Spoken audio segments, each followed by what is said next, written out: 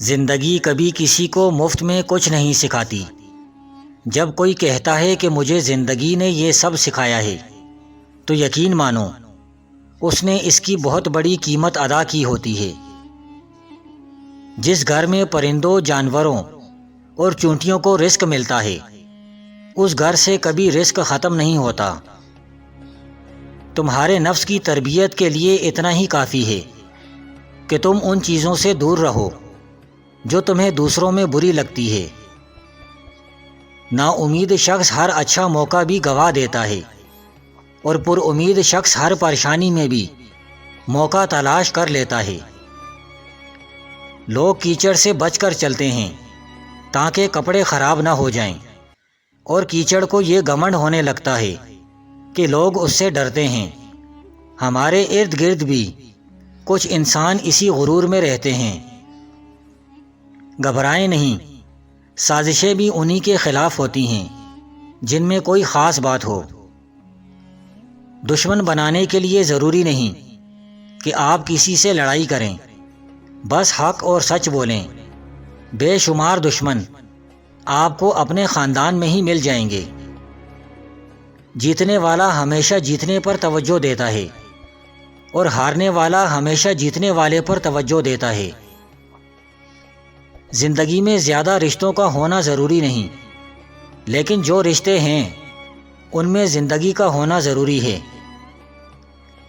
سوچ سمجھ والے لوگ جذباتی رویہ نہیں رکھتے، وہ گرد و پیش پر نظر رکھتے ہیں اور سوچ بچار سے کام لیتے ہیں، بجائے اس کے کہ اندھا دھند قدم اٹھائیں۔ نصیحت وہ سچی بات ہے جسے ہم کبھی غور سے نہیں سنتے، اور غیبت وہ بدترین دھوکہ ہے جسے ہم پوری توجہ سے سنتے ہیں۔ لوگوں نے علم تو سیکھ لیا ہے مگر انسانیت نہیں سیکھی۔ جتنی خوشی اور مسرت انسانیت کی خدمت میں ہے اور کسی چیز میں نہیں ہے۔ رزق میں عیب نہ نکالو، پسند نہیں تو مت کھاؤ۔ جو نعمتیں اللہ نے دی ہیں ان پر اللہ کا شکر ادا کرو، کیونکہ ہر کسی کو یہ نصیب بھی نہیں ہے۔ صاف نیت سے مانگا جائے تو رب نصیب سے بڑھ کر دیتا ہے۔ اخلاق اور عاجزی روحانیت کی پہلی سیڑھی ہے۔ صرف عبادت اور نمازوں سے رب نہیں مل جاتا۔ لوگوں کو عزت ان کی اوقات کے مطابق دیں، کیونکہ کچھ لوگوں سے عزت سنبھالی نہیں جاتی۔ لباس قیمتی ہو یا سستا، گھٹیا کردار کو چھپا نہیں سکتا۔ ہر عمل کا ایک مکافات عمل ہے اور یہی اللہ کا قانون ہے، اسی لیے صبر کرو اور اللہ کا انصاف دیکھو۔ اخلاق تعلقات کے شروع میں نہیں بلکہ آخر میں ظاہر ہوتا ہے۔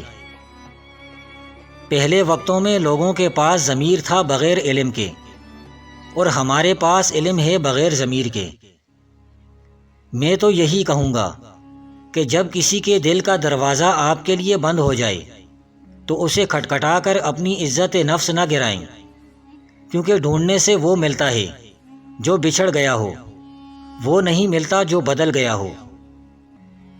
بیٹی کی شادی وہ واحد خواہش ہے جس کے پورا ہونے پر باپ رونے لگ جاتا ہے۔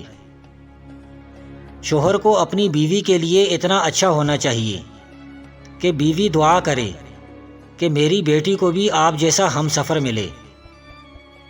جب اللہ کسی بندے سے خوش ہو جاتا ہے تو اسے 5 وقت کا نمازی بنا دیتا ہے۔ دولت کے بھوکے کو کبھی حقیقی راحت نہیں مل سکتی۔ اہل معرفت سورج کی طرح ہوتے ہیں جن سے تمام جہان پر روشنی پڑتی ہے۔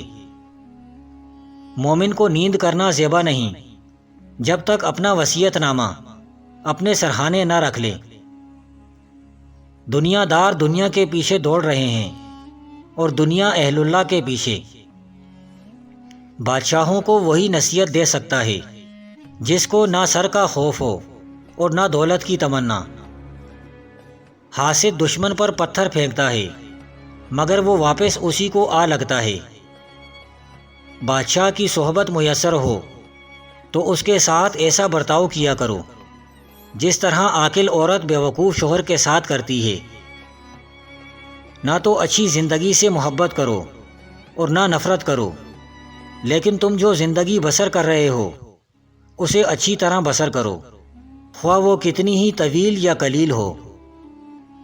دنیا دار اور دولت مند بڑی بلا میں گرفتار ہیں کہ دنیا کی عارضی مسرت کو دیکھتے ہیں اور دائمی مسرت ان سے پوشیدہ ہے۔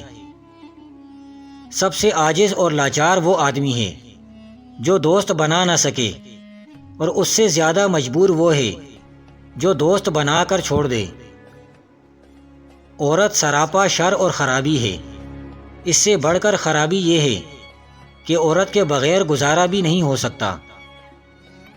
گھر میں رزق کی تنگی ہو جائے تو حاملہ دمبا گھر میں لے آؤ، اسے بیری کے پتے کھلاؤ، 2 دن میں دولت آنا شروع ہو جائے گی۔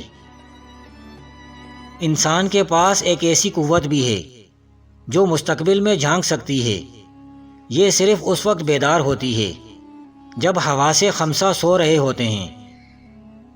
انسان کے کمال کی نشانی یہ ہے کہ اگر وہ پہاڑ کو چلنے کا حکم دے تو وہ چلنے لگیں۔ بسا اوقات فاصلے دوستی کو گھیرا کرتے ہیں اور جدائی اسے لذت بخشتی ہے۔ مومن وہ ہے جو زاد آخرت مہیا کرے، اور کافر وہ ہے جو دنیا کے مزے اڑانے میں مشغول رہے۔ خدا اور انسان کے درمیان ایک ہی حجاب حائل ہے جس کا نام نفس ہے۔